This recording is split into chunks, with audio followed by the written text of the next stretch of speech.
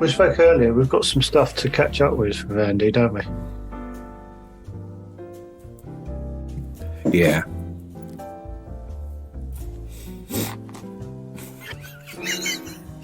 Yeah.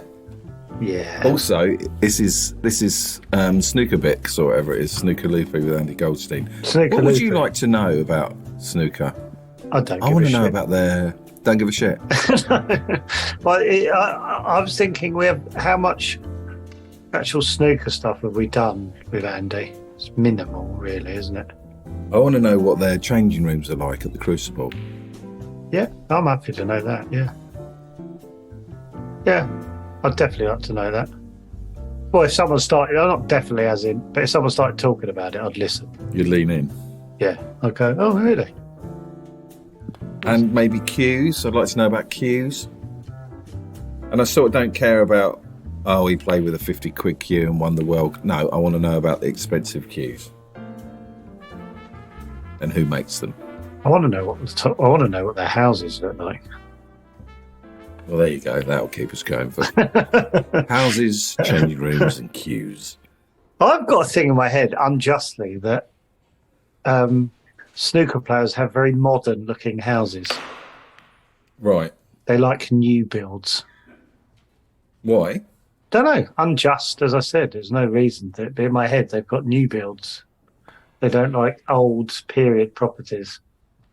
I'm not sure Andy will know that. What type of house? I'd like to know what houses he's been in, what snooker players' houses he's been in, and what. Yeah, they're that's like. good. And also, I told you a little thing about Chris Eubank on the last episode about the painting his house and whether it's a myth or not that he had a big painting of loads of celebrities. I started to think it was a myth. Well, Andy asked Barry Hearn, so we got Barry Hearn's reaction to it. We've got it now, actually. I'll wait for Andy's on. I think it's for moments like that I do this. Same here. Because I'm imagining telling Petra that after, she won't know who Barry Hearns is, but I'll go, fucking hell, we just had a voice message from Barry Hearns telling us about a painting in Chris Eubank's house. Isn't that mad? And she's like, I've got 101 things to do. Why has she? She's always got 101 things to do. Because I don't do my share.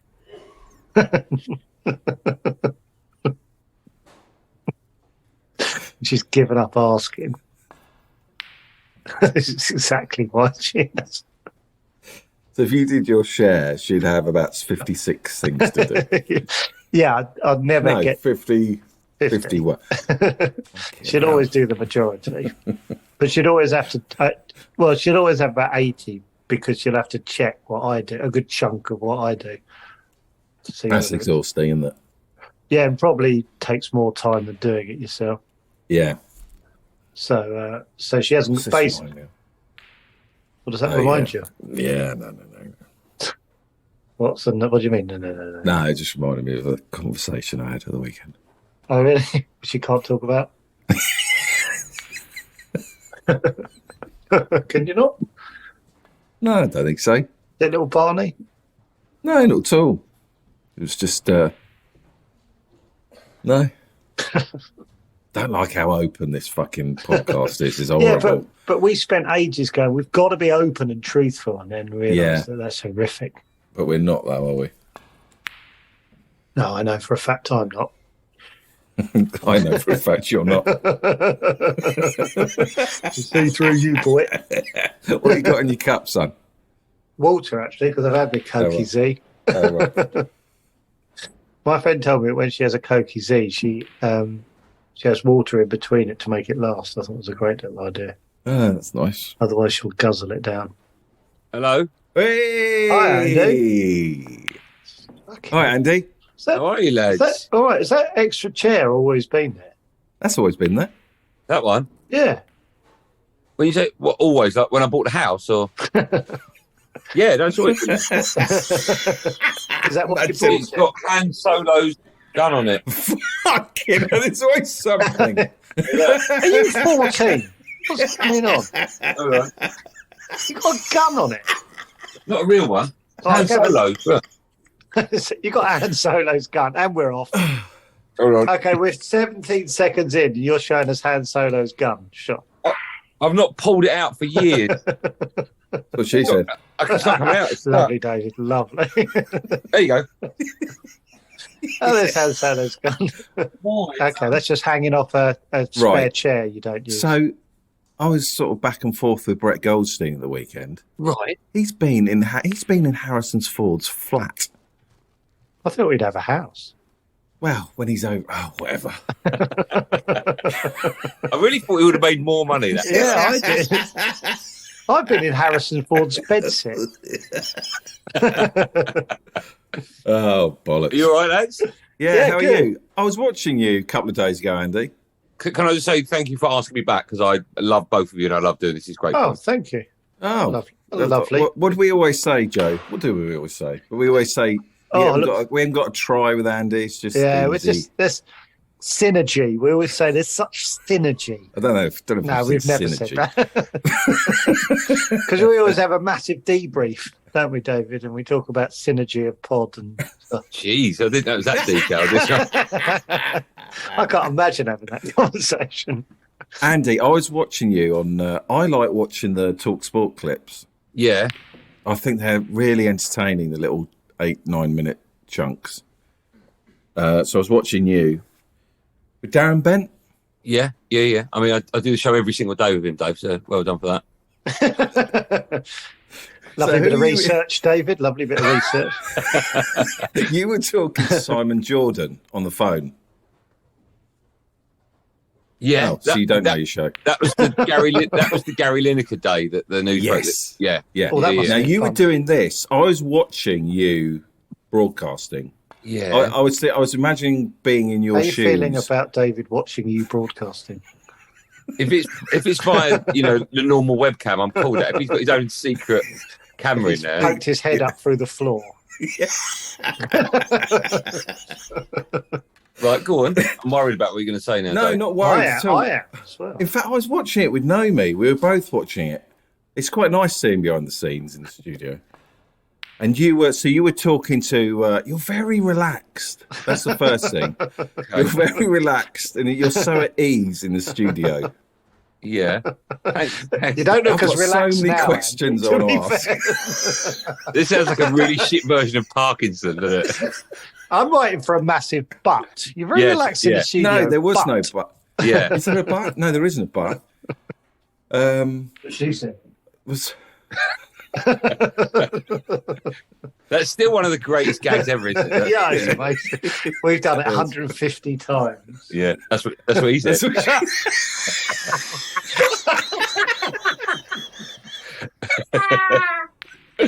Oh, I love it so much. That's what she said. We might as well stop now. That's so not going to be better. That's what she said. I mean, you could literally say it with every sentence, couldn't you?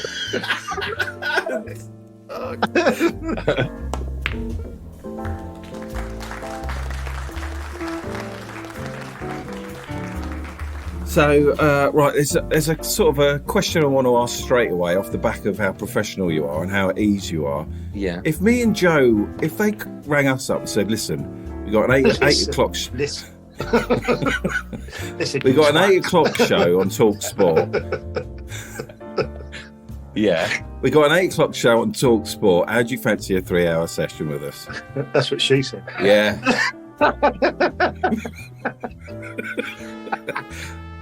How bad or good do you think would be?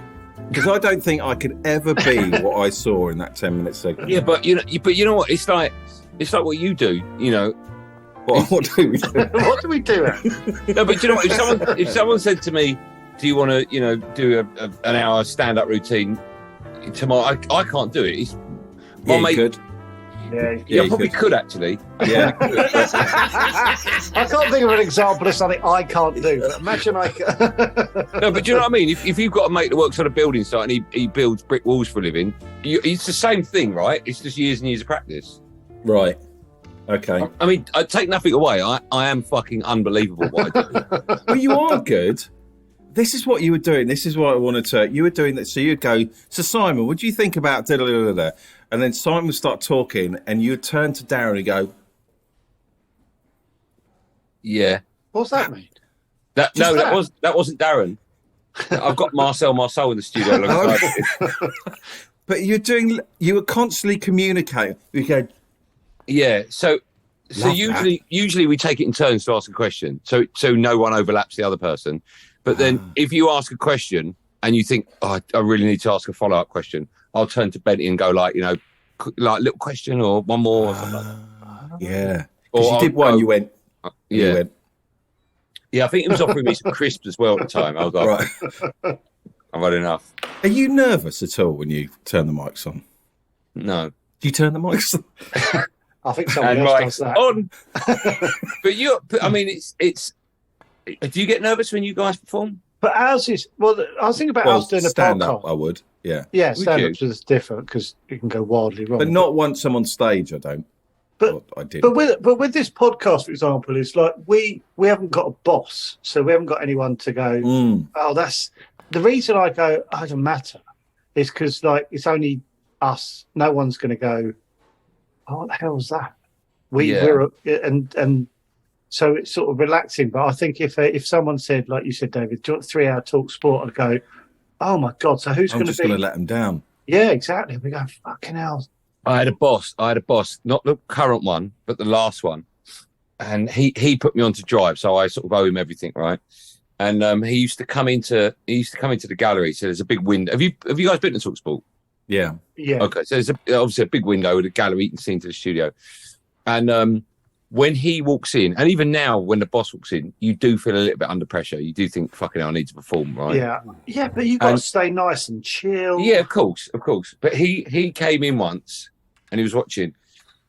And I was going into a break and I said, just quickly, Man United did a right? And then I went to a break and I went into the gallery and he said to me, you always say just quickly. You got to get rid of it. It sounds awful. So I thought, oh no. So I thought, well, the reason I do it and the reason that people have their little sayings is to just buy another second. Yeah, thinking. So that was mine, right? Yeah. But I said to him, just off the cuff, I went, oh, there's a reason I do that. And he was like, okay. And I said, have you read Howard Stern's autobiography? And he said, no. And I went, the reason I do it is because apparently if you say just quickly, the person is less likely to turn off the radio or get out the car if they were just about to, because they hear that and they think, I'll only be a second. And I said, and I read that in Howard Stern's autobiography, and that's why I do it. And he went, oh, okay, yeah, fair enough, and walked out. And my producer said, is that true? And I went, no, I just made that up. but that proves that kind of thing could work, right? So I suppose from my perspective, going back to what you were saying earlier, Dave, there's no sort of script. There's only a brief running order of what we're going to talk about. Like we might talk about Man United, Fulham, and then you just talk about it. But everyone's hired because whoever hires them thinks they can do the right job, right? Yeah. It's the same with you two when you go into acting or you're on stage. Mm. I don't know. Well, yeah, but it isn't because there's no relaxation with us. What do you mean? There's no relaxation. Well, like David said, you're nice and relaxed when you do it. They said, are you nervous when you? And you went, no. Whereas, like, turning up on set, we're both bricking ourselves. Yeah, but you've got people in front of you. I haven't got anyone. This is what I do, right? I'm talking into a mic. That's it. Mm. How long do you think it takes to get relaxed behind a mic on Talksport? If you're offered a show, is there a job that you two have got? No, I'm just imagining. I'm just putting myself in and someone going, right, there you go. Like, how long do they give you? Okay, they've had 4 shows now. This is shite. How long do they give you? Well, I'm up to grow into your show. I'm up to 15 years and no one's cottoned on yet. If that's have you been fired? I'm not having that. Have I been fired? Yeah. At Soccer AM, I didn't have my contract renewed after a year. Mm. Oh. Yeah, but that was because I fell out with the producer and his dad ran Sky Sports. So that's probably not okay. Yeah, that's the best argument to have. Yeah. How did you get into all this, Andy? This is part. But this is really how Snooker did you? Loopy. This isn't Snooker Loopy. It's very boring, my story. All right, forget it. So, unless it is interesting, forget it. Why don't you tell it? We'll definitely edit it out. I'll tell you very briefly. But this is not going in, everyone. Okay. This is not going in. Yeah. I got into it really late. I was about 28 or 29. I worked for a publishing company. And then I fell out again with the people that run. They owed me money that didn't pay. So I went for a temping job in a postman at Channel 4. And I always wanted to do what I'm doing now, but just thought it was one of those, I want to play for England when I'm, 15, but it's never going to happen, pipe dreams. And then while I was in the postman at Channel 4, I was in a nightclub near where I live, and I saw an old girlfriend from school. And she said, "What are you up to now?" And I said, "I work at Channel 4." And she went, "Oh, you're a presenter?" And I went, "Yeah, that's what I do now." But then I thought, that's why I'm in the building. And it was way before Big Brother. It was way before social media. It was way before anyone wanted to be a presenter just to be famous. It was like a proper job. And then Andy Peters. Remember Andy Peters? Oh, yeah. He was the editor of T4, remember, with Dermot and Margarita. Mm-hmm. And so I knocked on his, I delivered his post. I knocked on his door and I went, "I want to be a presenter. What do I need to do?" And he told me to get a book called Pact, P-A-C-T, which listed every production house in the country. And I made a show reel. I stole about 300 envelopes, 300 videotapes. What's your show reel? Hey, I'm Andy, and I'm standing outside. What is it? Yeah, it was like a 3-minute piece of me introing, "Hello, welcome to my show reel with Andy Goldstein," coming up on the show reel. And then what I did was, the thing at the time was magic. So it was David Blaine was about, and Paul Zenon was another magician. Oh, yeah. So I did a load of magic tricks in my town centre, but faked them all.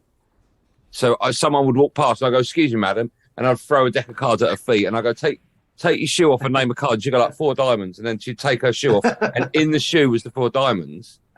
And my first agent who took me on said, "Yeah, I hired you." Hold on, what? I didn't understand any of that. So she would walk by me, this random woman. And how'd you get a card in the shoe? Right. So my first agent hired me because she said, "I need a magician on my books."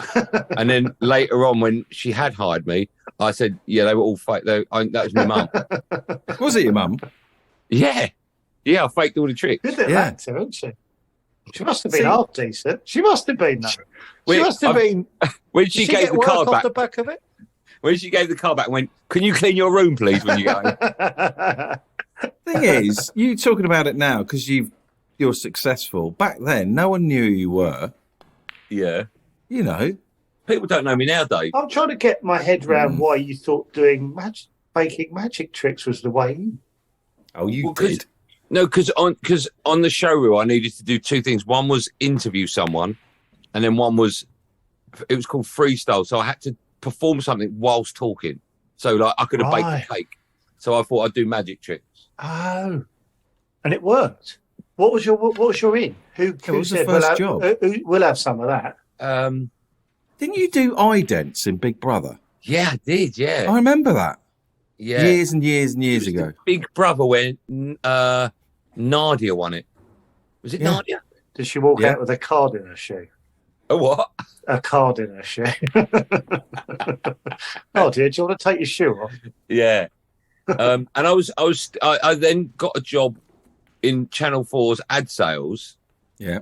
Because I didn't have enough TV work to leave. So I was literally like, I was just nipping out for a couple of hours and we'll go to, job interviews or whatever to get more TV work. I never. So when I was doing the idents, I was still working in Channel 4 ad sales. Weird, isn't it?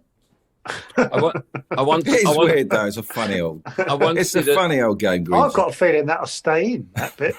Well, this is quite funny, right? So I once did an advert called Mad Gab. It was a horrific board game, but the conditions of my payment were based on how many people saw the ad. But the ad campaign was with my team at Channel 4, so I got hold of the ad and marked every ad first and last in the ad breaks, and more people would see it, so I get more money, which I think is probably highly illegal at the time. I like how open you're being about all this. Well, if Mad Gab are listening, they can come back and Mad Gab. Mad Gab. What was the game? What do you have to do? It was. I would hold a board up, and the board would say something like "Hive hat, a ute lass," and you'd have to keep saying it until you'd hear you were saying "I've got a cute ass." What? There were other words, by the way. It wasn't I've just had that a cute ass. I've had a cute ass. And that was the game. Yeah. And that didn't take off. Well, so it's the simplest ideas. Sorry to interrupt the pod. I hope you're enjoying it. But just wanted to tell you that we have a Patreon page you can join if you're enjoying what we do. And you can get even more of us. Oh, can you imagine? So as little as £3 a month, you can get early access to podcasts, behind-the-scenes bits and bobs. We post pics and videos of what we're up to. There's even an opportunity to come on the show, if that's what you fancy. There's access to our Discord channel where the serious chatter biscuits gather and chat nonsense. It's basically a really lovely community of idiots like us, and I'm guessing probably like you. So if you fancy that, go to patreon.com/chatterbix. Now, enjoy the rest of the pod. Patreon, give it to me. Patreon, I need it, girl. Patreon, give it to me. Patreon, I need it, girl. So you're on today, Andy. Sorry, this is Snooker Loopy with Andy. We'll get there in the end. I'm sure this will all be cut out. And also, we got to do the Chris Eubank corner. Oh yeah, but you're on its own corner, is it? You're on today on Talksport. When are you going to leave the home and waltz in? I'd rather not say for security reasons. I get into the building for 2:30 is when we have our meeting. I love this world. Every morning we've got a WhatsApp group. Will you have had a big lunch or a light lunch? I don't eat until I get in. I don't have any food until about 2:00. Well, you have bickies. Well, I have bickies, yeah. Stitches get stitches, all right? Have you done anything on your legs, or are you still just... Do you know what I recently have done? This is so fucking sad. I bought a 9-kilo vest, right? So when I take my dog for a walk... Oh, you get an exercise, yeah. Yeah. Yeah. Yes, that can really bugger your knees, though. Yeah, do you know what? It's funny you say that, because I went upstairs this morning. I was like, fucking, my knees are going a bit. Yeah. But I'm not running with it. No, but I think it's strain on the knees, isn't it? At a certain age. Yeah. Andy. Yes, Dave. Getting ready to ask this question. Does it start now? Can we pretend it's 1 minute to 4? Yeah. And you're about to go live? Yeah. Can we sort of look at what you're doing and then do the first 10 seconds of what you do live? I don't know what you mean. No, I don't really. Super little question.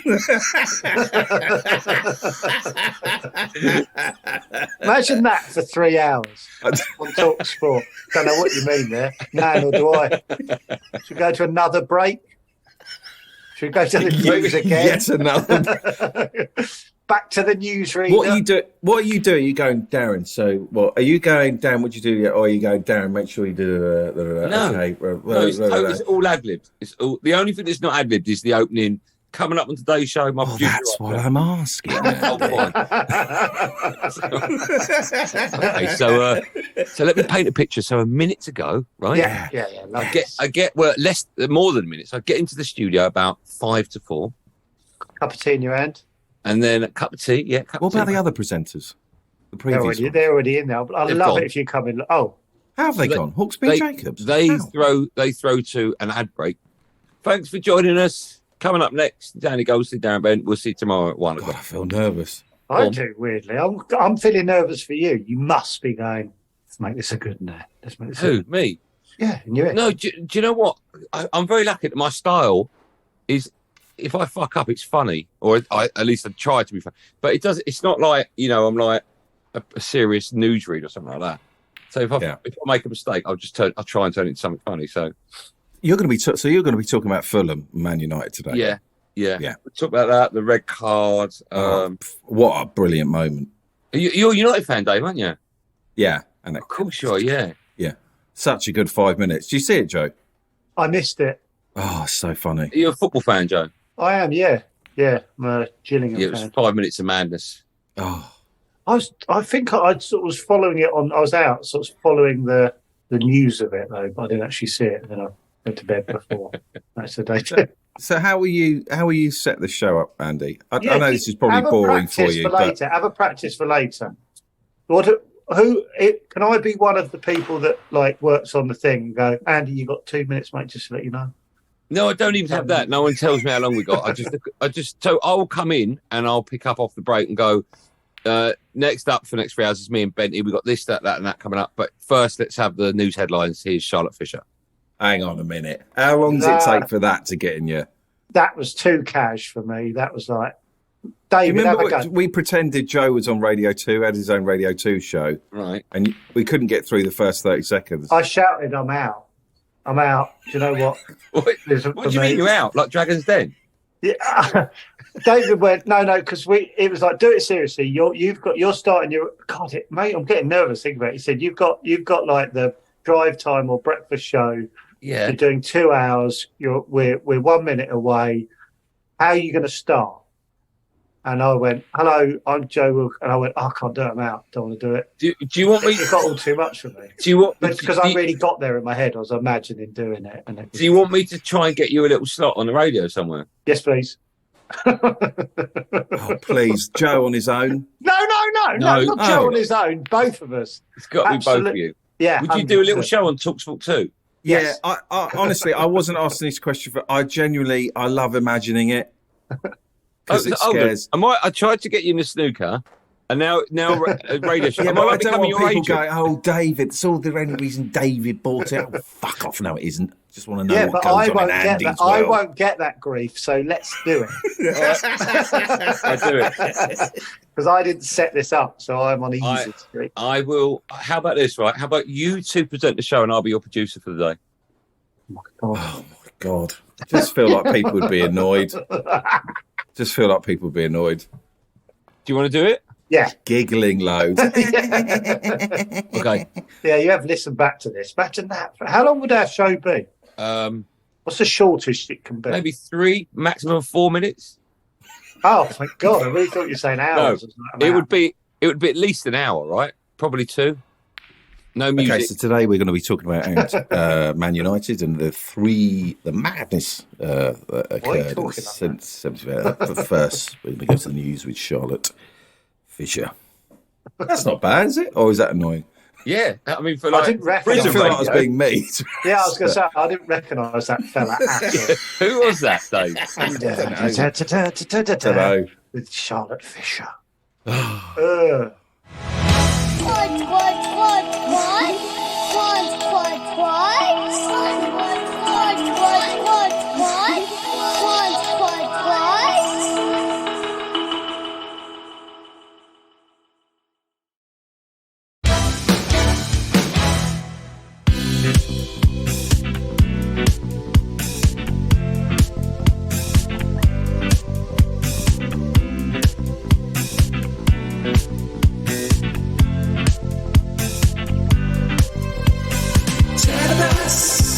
It's here again.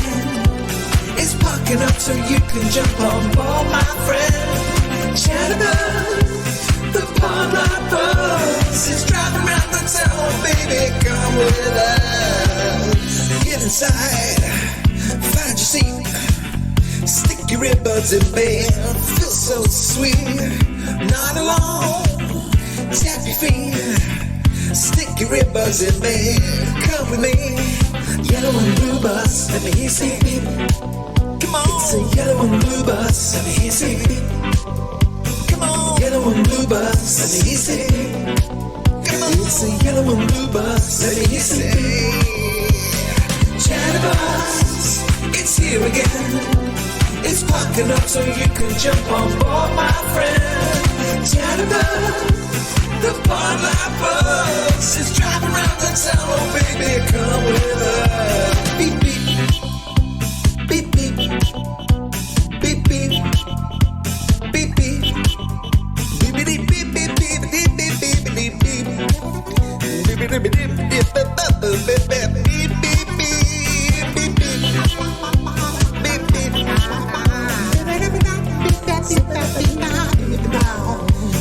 girl, baby girl, baby girl. Oh, indicator. Chatterbuzz, it's here again. It's parking up so you can jump on board, my friend. Chatterbuzz, the part my buzz is driving around the town. Oh, baby, come with us. Chatterbuzz, it's here again. It's parking up so you can jump on board, my friend. Chatterbuzz, the part my buzz is driving around the town. Oh, baby, come with us. Baby girl.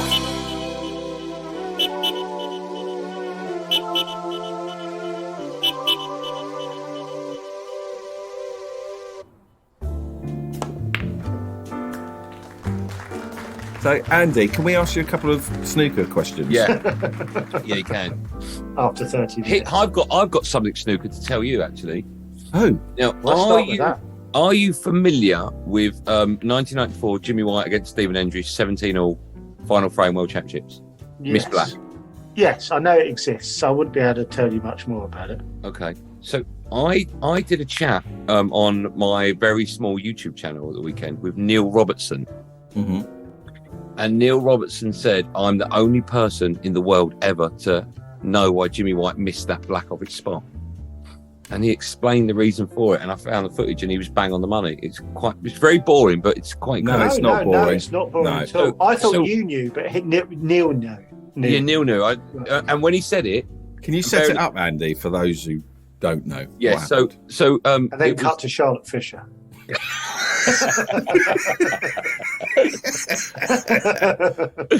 in a minute we'll hear from Charlotte Fisher with the news. But first, in 1994, See, you can do it. just quickly, in 1994, Jimmy Warren White, the snooker player, ranked number 2 in the world at the time, he was playing Stephen Hendry. It's the final of the World Championships, first to 18, it's 17-all.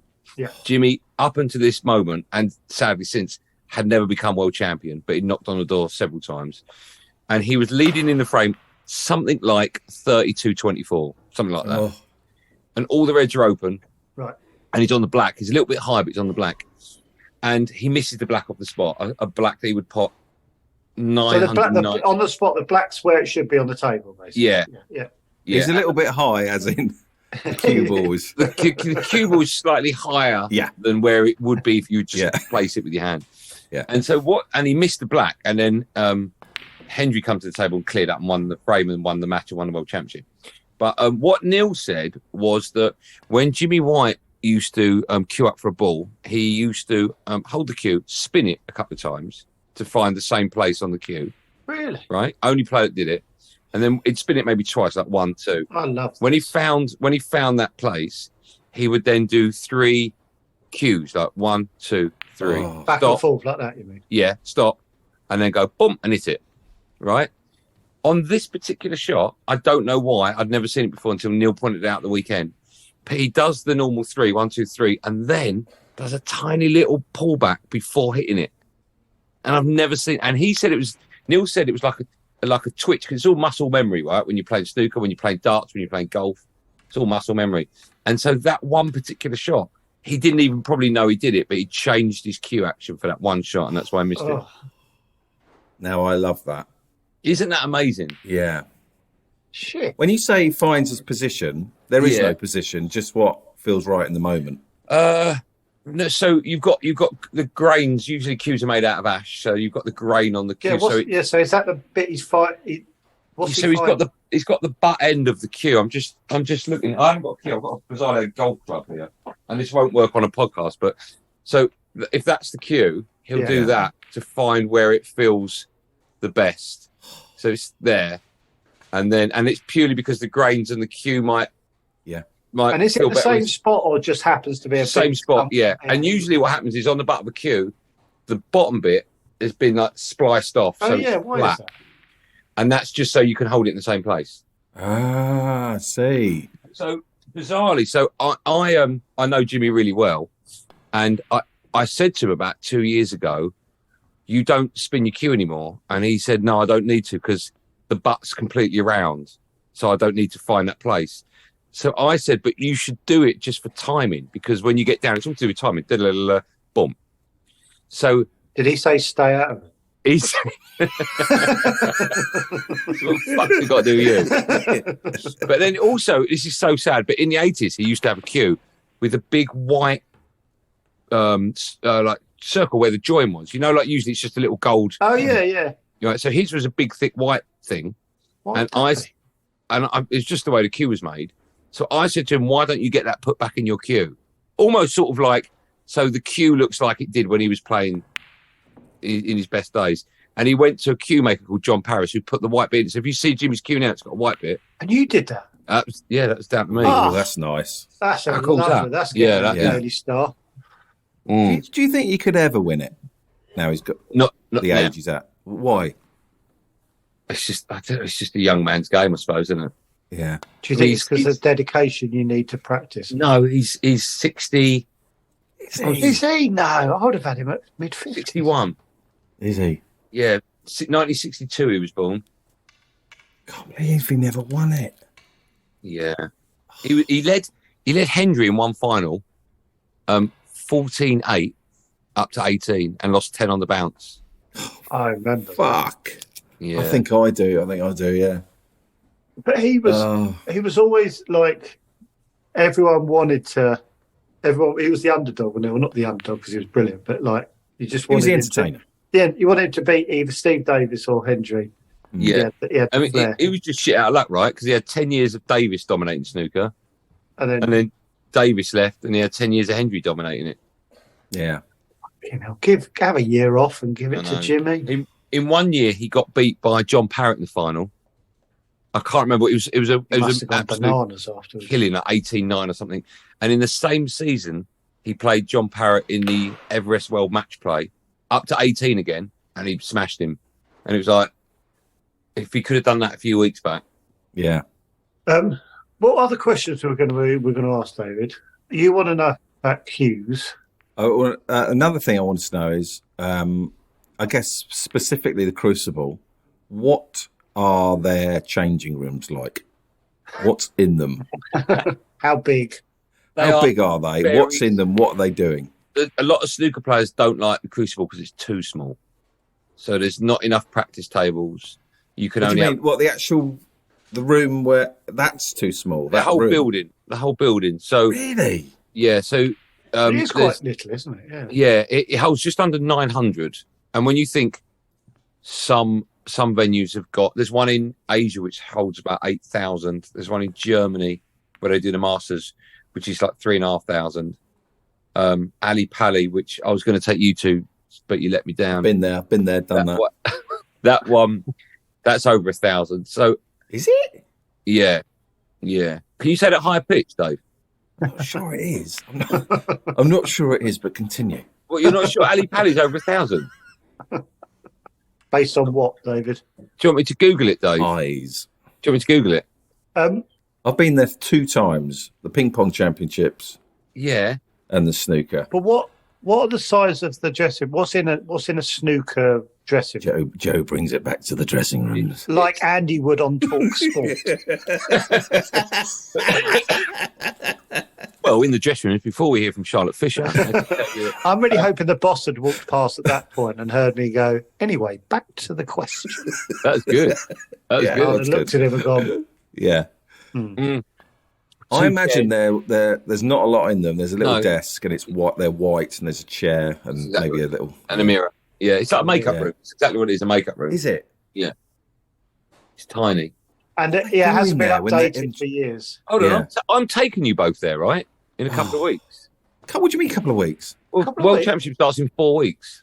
Okay, well, we've got a little bit of prep, Andy. Jesus Christ. In Easter holidays. You've never been to the Crucible, right? No, honestly, this feels stood outside it.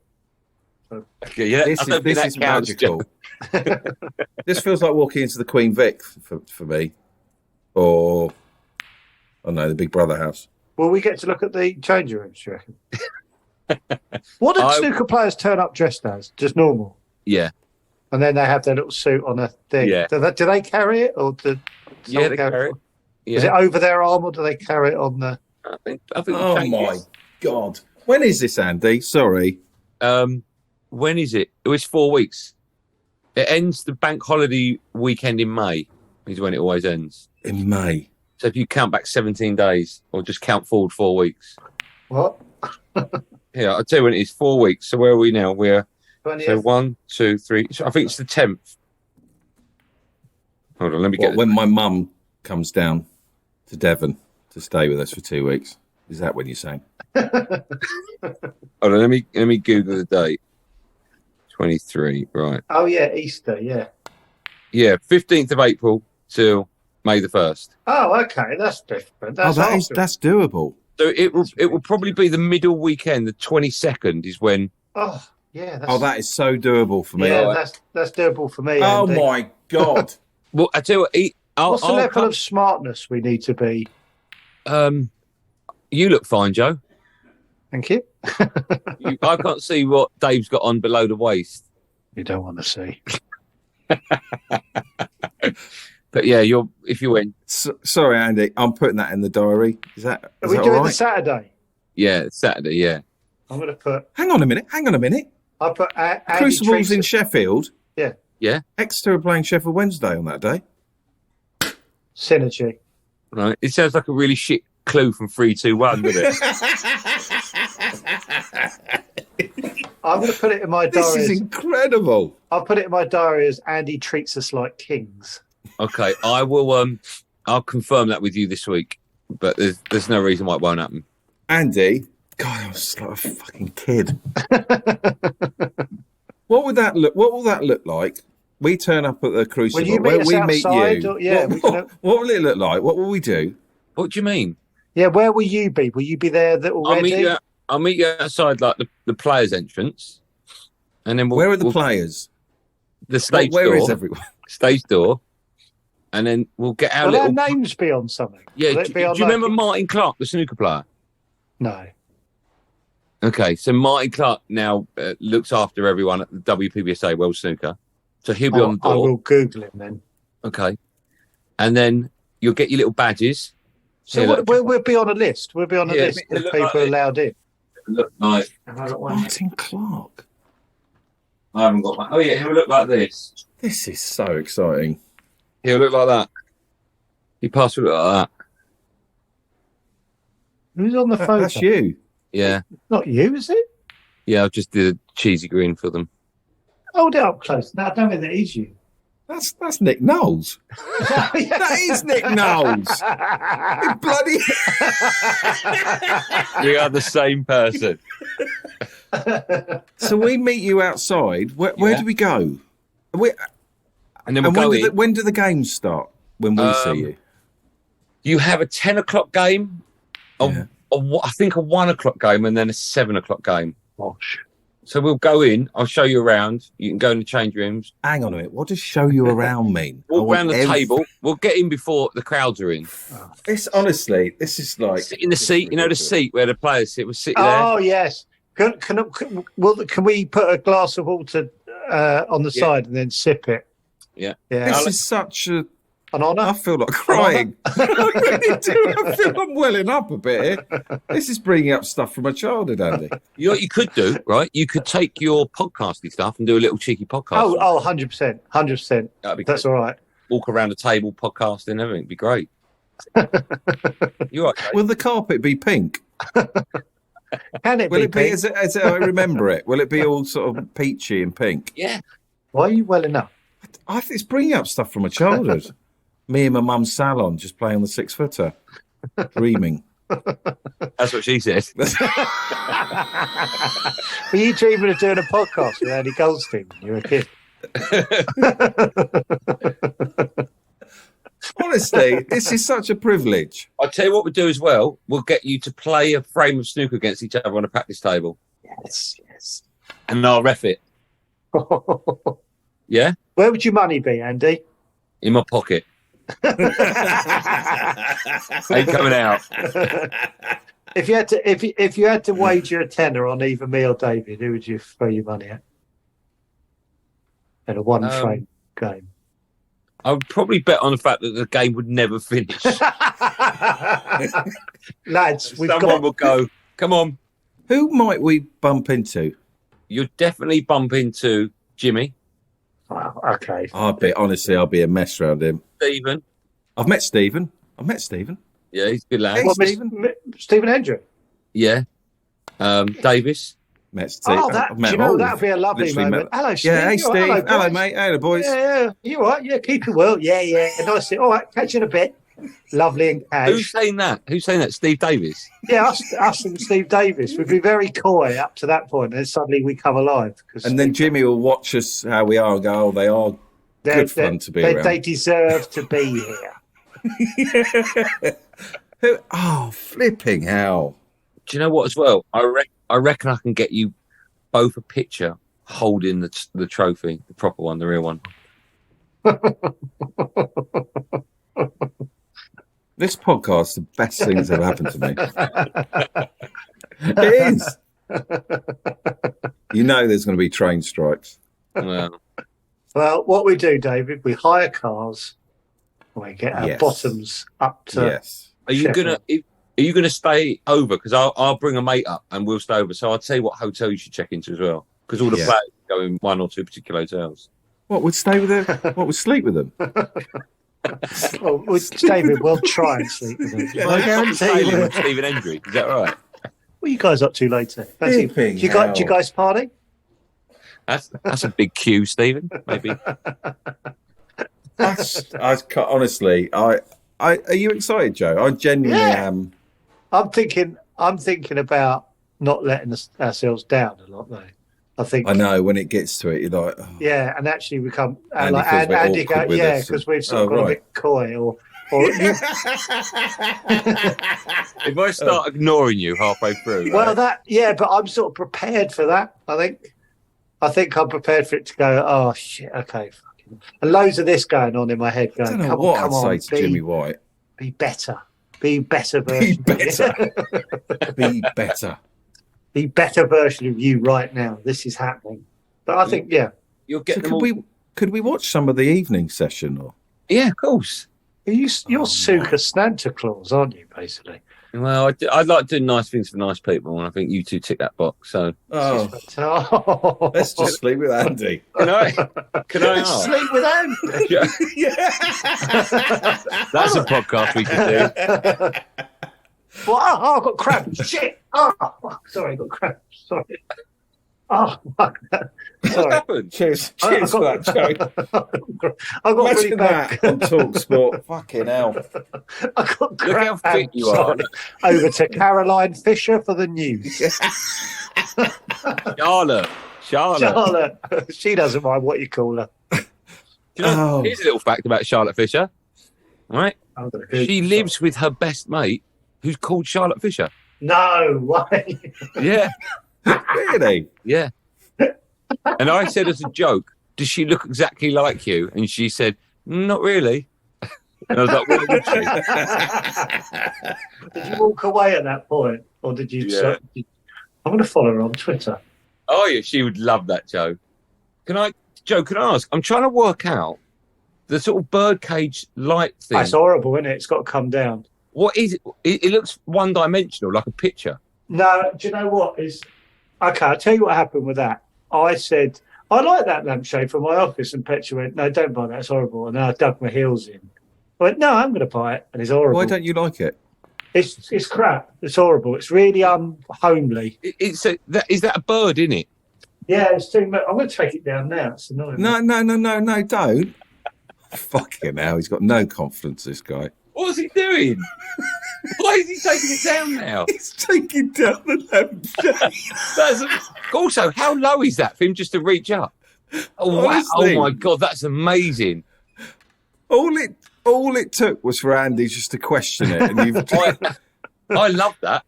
You can have it. I'll bring it Joe, to those Sheffield. clothes you're wearing, could you take them off, please? And... If Andy doesn't like them, yes, I will. That wallpaper. Yeah, it's coming down, Andy. You want me to move? You're not like that. I live in Brighton. I prefer if you had a handle by moustache as well. Can you get rid of the... I will see you in 2 weeks. Oh, fuck. You've got to explain what that is to people that are listening and can't see it. It's amazing. It's a metal cage type. It's like a waste paper bin upside down. It is, yeah, with two dead birds in it. Two birds in it that are clearly not handcrafted. Your ceiling's quite low, isn't it, Joe? I'll have that knocked through. But I'll go into the eaves if you think I should. That's what she said. Hey! Who's this Eve you're talking about? Fucking hell.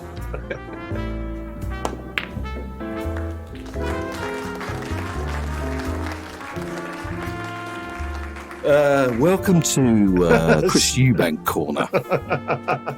Oh yeah, what was that? I forgot what was going on. Where did we get to? I'm desperate to play. Can I play the Barry Hearn message? Of course you can, yeah. Well, should we get some context? So yeah. Yeah.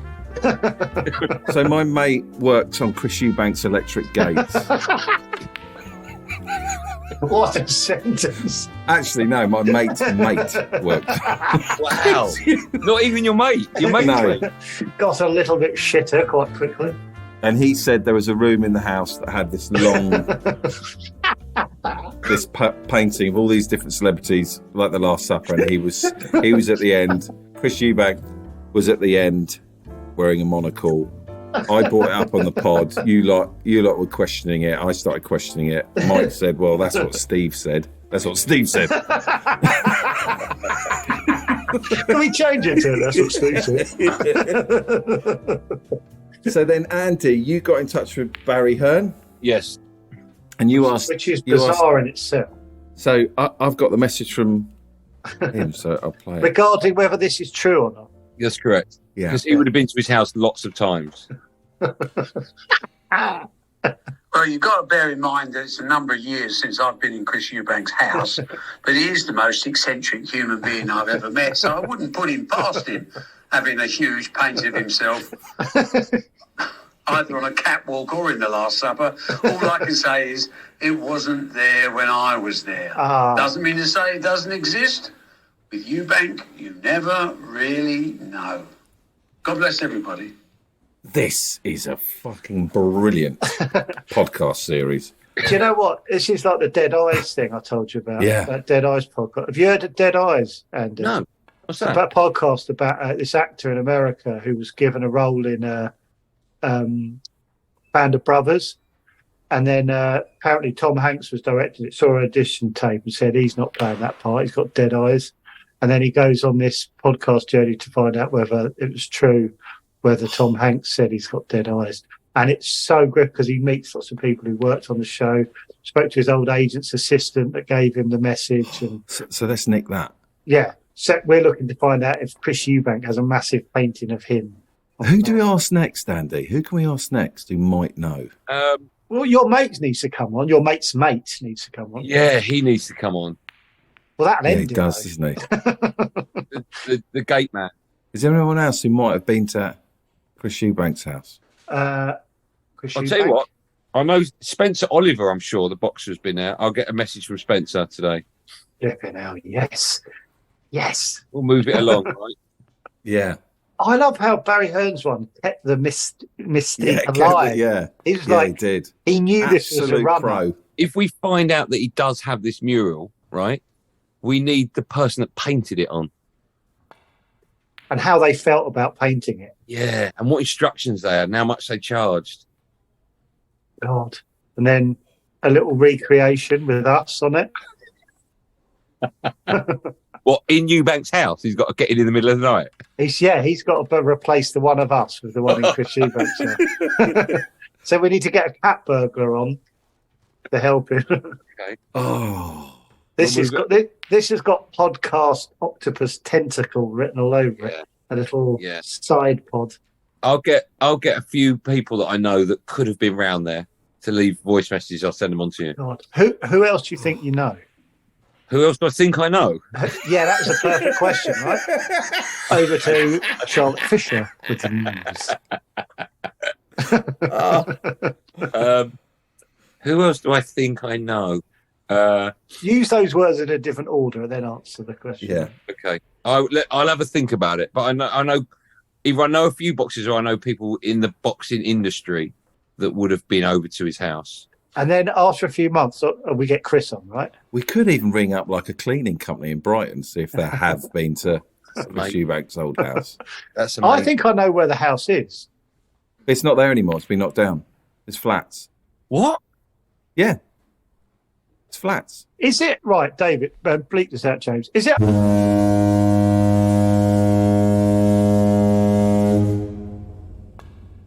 Would you better know? It's definitely flats now. It's not there anymore. Well, it's the house I had pointed out to me that used to be Chris Eubank's house is still there. Right. It's not there anymore. It's flats. Why have they not? Don't you only knock down a house that like a serial killer had? Why have they knocked Eubank's house down? Because of that painting. I'm telling you. No one wanted to live in that house after seeing that painting.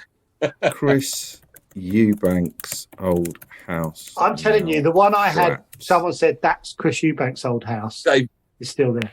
Are you typing it in or just talking like a robot for no reason? When he gets tired. There you go. Designs for planned new flats on Chris Eubank's former home have dismayed residents. But have they been built? I can tell you, Joe. Yeah. Beep it out, James. Please. Yeah. It's the road I was thinking of. Well, it's not there anymore. Well, that's happened recently because I'm telling you it now. hasn't. Well, it hasn't. I'm telling you This now. this was 2006. This news. Andy's got to go. He's looking at the watch. No, I'm not. You've got me. You don't want to listen to us bicker, Andy, for the next day. I quite enjoy you discussing whether or not a road exists anymore.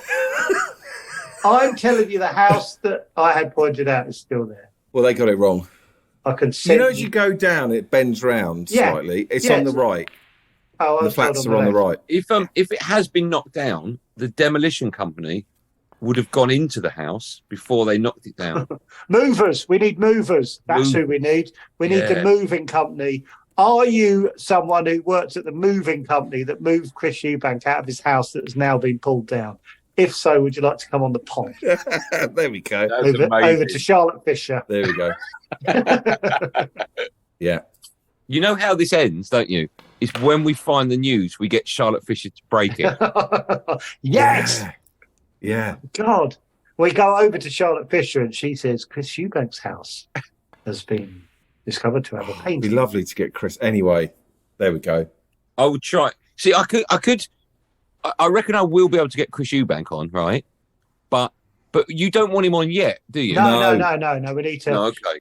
We want it to be like an investigative podcast where we find people and they give us clues. Would his son would be to the point as well, wouldn't he? We don't want that yet. Yeah. If this was what year would have your friend's friend been doing that? Because we need to know. The great gatekeeper. 20 years ago. So how old's Eubank Jr., do you reckon? Oh, 30. 20 years ago. So 10, he'd know whether there was a painting. Yeah. So... Yeah, this is a long time ago. In fact, I'd go maybe longer than that. 98, 99. It's a long time ago. So it would have been 5. I'm gonna get Eubank Jr. Shit, tell us whether or not he remembers it. But if I get it and he does remember it, I'm not going to tell you yet. Okay. Then at least I've got it. Also, I live in the same area as him, so don't upset him in any way, because I'm terrified of upsetting that man. Do you see him a lot? No, but I worry that I would. Which one, the son or the dad? The son, yeah. I could have the dad easy now. Yeah. Well, do you think he'd pick a fight with you? I just imagine this in my head. What's she been fucking on about? What? Fucking on about my dad? No, it's just a stupid pod, mate. Well, fucking pack it in. Oh, all right. Ooh. In front of friends and stuff, and I'd be like, "Oh, sorry, mate. Just a laugh." Yeah. Pack it in. I don't. Do youngsters say "pack it in"? He's 30, isn't he? Right, okay. They do. Youngsters. Did youngsters say "pack it in"? He's vaping outside a newsagent. Andy, thank you for coming on today. And thank you for all the snooker news. Honestly, I really enjoy you coming on. Hope you enjoy it too. Please keep coming on. I love it. Every time I get an email from your people, I go, "That's great. I really enjoy it." I love the stuff you people. Can I ask one quick question? What's the grey thing on the back? Just quickly. What's what? Just quickly. Just quickly, what's the That's great Harrison thing? Ford, isn't it? It's Han Solo in the background. Is that the thing when he's in Yeah, let me see if I can move my computer screen up. Hold on, because it looks I know what it is now. Just now you said that because it looked like a bin bag from here, but wow, that's lovely.